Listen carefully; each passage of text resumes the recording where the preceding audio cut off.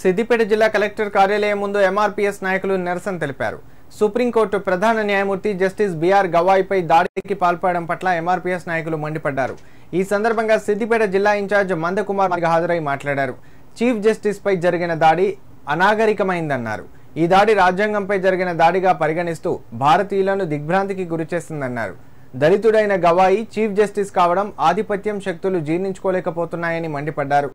దాడికి పాల్పడిన రాజేష్ కిషోర్ పై కేసు నమోదు చేసి శిక్ష పడేలా చర్యలు తీసుకోవాలని డిమాండ్ చేశారు.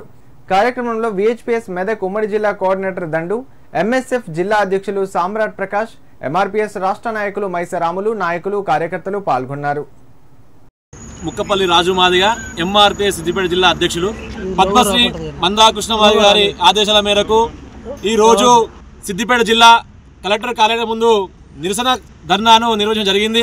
ఎందుకంటే అక్టోబర్ 7 తారీఖున భారత సుప్రీంకోర్టు అనేటువంటి ప్రధాన న్యాయమూర్తి బిఆర్ గవాయి పైన రాకేష్ కిషోర్ అనే న్యాయవాది తన యొక్క కాలు బూటుతోని దాడి చేయడాన్ని ఈ భారతదేశమైనటువంటి దళితులందరము ఒక ద్విపార్థి గురైన సందర్భం ఉన్నది. ఎందుకంటే ఒక విష్ణుమూర్తి విగ్రహం విషయంలో, ఆ వాద ఉపాధనాల విషయంలో ఆయన యొక్క వ్యతిరేకిస్తూ, జడ్జి గారి మాటలు వ్యతిరేకిస్తూ ఆ రాకేష్ కిషోర్ అనే అడ్వకేట్ న్యాయవాది బూటు షూతోని దాడి చేయడం తీవ్రంగా ఖండిస్తూ ఉన్న సిద్దిపేట జిల్లా నుండి తక్షణమే ఆ రాకేష్ కిషోర్ అనే న్యాయవాదిని తక్షణమే అరెస్ట్ చేసి ఈ దేశంలో మరొకసారి ఇలాంటి సంఘటనలు పునరావృతం కాకుండా కేంద్ర రాష్ట్ర ప్రభుత్వాలు ఒక సామాజిక దృక్పథం కలిగినటువంటి రిటైర్డ్ జడ్జిలతోని కమిటీ వేసి ఇలాంటి చర్యలు కాకుండా ఉండాలని చెప్పేసి కోరుతా ఉన్నాం.